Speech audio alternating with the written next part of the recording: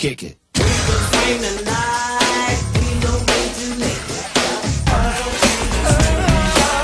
I had the chance to get with you, there's nothing in the world that I can't do.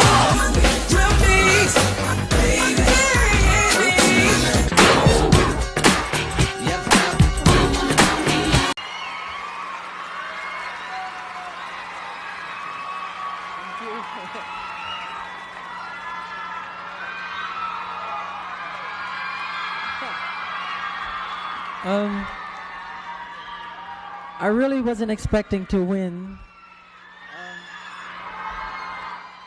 Thank you again, Teddy Riley, the public. I love you very much. Thank you. What did you make of Dangerous? He did about 7 tracks on Dangerous. Yeah, I feel like, okay, so I'll tell you what I feel about Dangerous.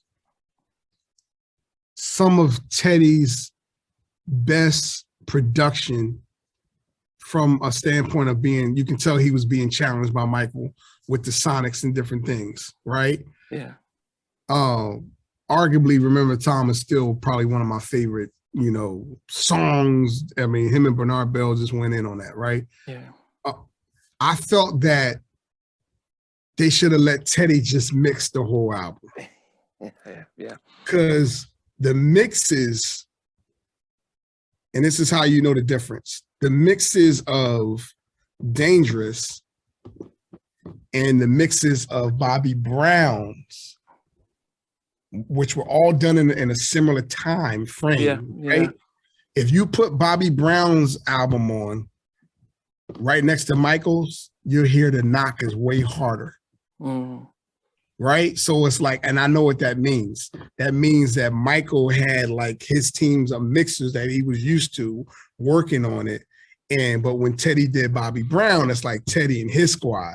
It's just Teddy and John Marie, whoever it was, in his squad. And you hear the difference when you hear That's the Way Love, that's the way that's the love way it goes. Yeah. You can play that thing. Yeah, To Compare a Game and One More Night and Something in Common and all. You just hear the roundness, you hear the heaviness, you hear that's Teddy. Yeah. And that's what I wanted for Dangerous. So when I hear certain songs on Dangerous, I hear all the sounds cutting through and I hear all of that. But I'm also like, man, can you imagine if Teddy would have just been allowed to mix it himself? Yeah, I bet you there's demos. Yeah. I bet you there's demos that knock harder than the actual mixes that came out on Dangerous. I guarantee it.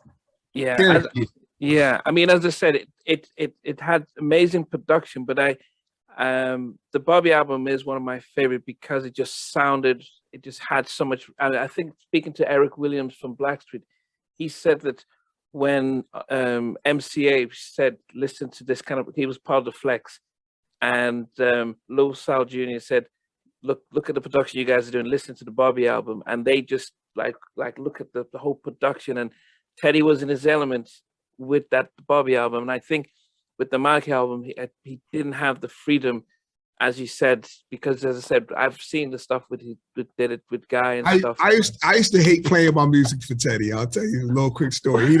He doesn't even know this. The only person that knows this is my brother.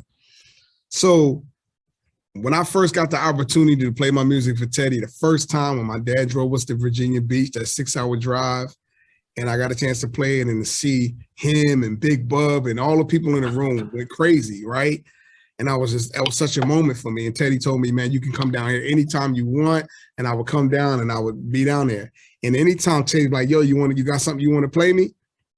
Whenever I play it and hear it in because he had the best sound in the world coming from, I'm coming from the basement in Jersey. So now I'm hearing it and I was supposed to be heard. And I'm listening, I'm like, yo, I know I'm listening to my own music in the studio. I'm like, oh, this sounds incredible. And then soon as Teddy pressed play or whatever he was working on after me, oh my gosh, I'll be like, I shouldn't have played that. Like, oh my gosh, because he was on such a different level. Sonically, but I would just be like, oh man, I can't ever play my music first with him. Because if he plays his music after me, he's just gonna go like this. And so it would humble me. I would tell my brother, I'd be like, yo, did you hear how it sounded? Like, we got to go back to work. Like, yo, we not there yet. Like, listen to the way his stuff sounds. And I know he had millions of dollars worth of equipment, and I was working with like $500 worth of equipment, right? But it was just like, man, I can make it sound better, and I can make it sound better. So that was my goal. Every time I left, my goal was to come back better. Wow. Every time go back and be like, okay, now when I play and stuff, then I would see the difference. I would see him like, oh, you've been working. Oh, you've been working. Wow.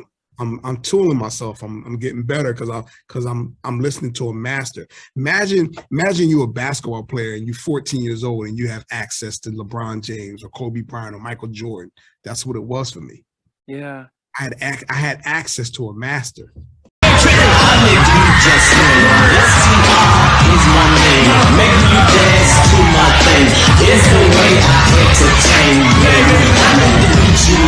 Yes, that's right, it's out of sight. All my beats are very high. Best GR is moving it right.